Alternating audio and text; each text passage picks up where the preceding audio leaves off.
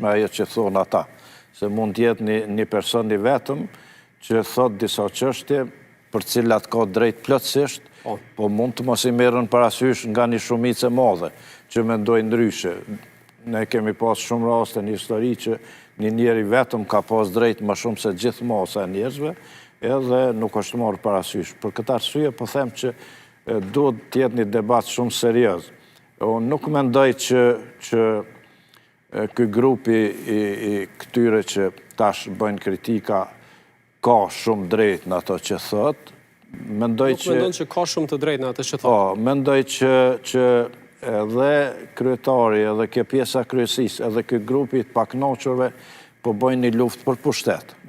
Avdullah Hoti po bën luftë për pushtet? Në krye të LDK-s? Po bën luftë për pushtet brenda LDK-s, pra për ta heqë atë, për të bërë vetë, unë mendoj që kjo është. Hoti synon të bëhet kryetari i Lidhjes Demokratike? Unë mendoj që po, përshtypjen e kam asisoj që kjo po ndodh aty, edhe kjo duhet të shkoj përmes një kuvendi që duhet të bëhet. Pikërisht, ti komentojmë pikat kryesore të zotrit Hoti, kjo është shkrimi i djeshëm në Facebook. LDK-ja, sipas tij, ka nevojë për një leadership me qasje ekipore, që është gjithëpërfshirës, me orientime të qarta politike të qendrës djathtë, po ashtu thuhet që ka nevojë për një leadership që punon me transparencë plot, karshi strukturave partijake në gjitha nivelet, që e kthen partinë në funksionimin statutar dhe që i trajton edhe aktivistët të rinj edhe të vjetër në mënyrë të barabartë.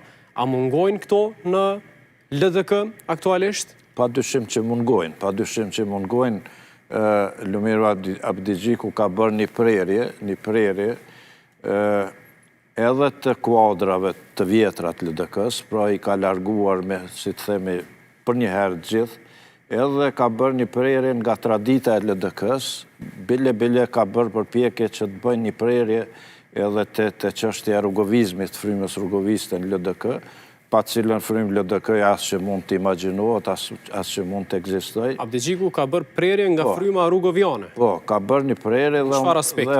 Ku vrehet kjo prerje? Ka bërë prerje në aspektin që me ordhen e tij si kryetari i LDK-s është munduar të afshijë gjithë historinë e LDK-s edhe të presidentit Rugova dhe këtë jetë alfa dhe omega e gjithave. Pra dhe historia e LDK-s të filloj